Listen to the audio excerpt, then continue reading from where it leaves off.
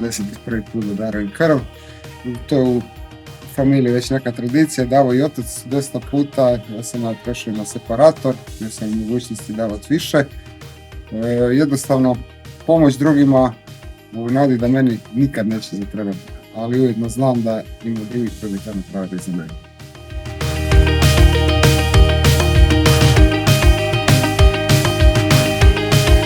Doza kad se uzme darivatelju ide u kivete, ove kivete u kojima koje onda idu u centrifugu.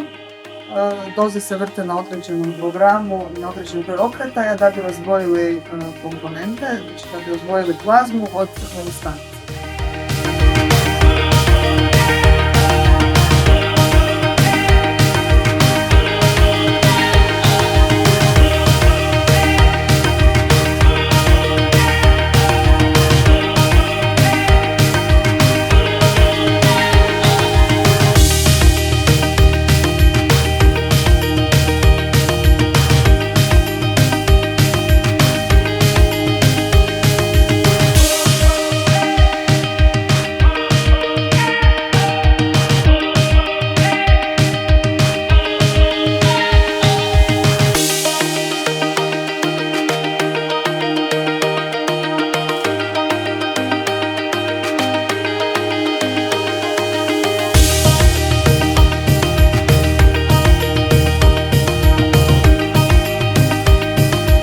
Čuo sam da daješ krv. Naravno.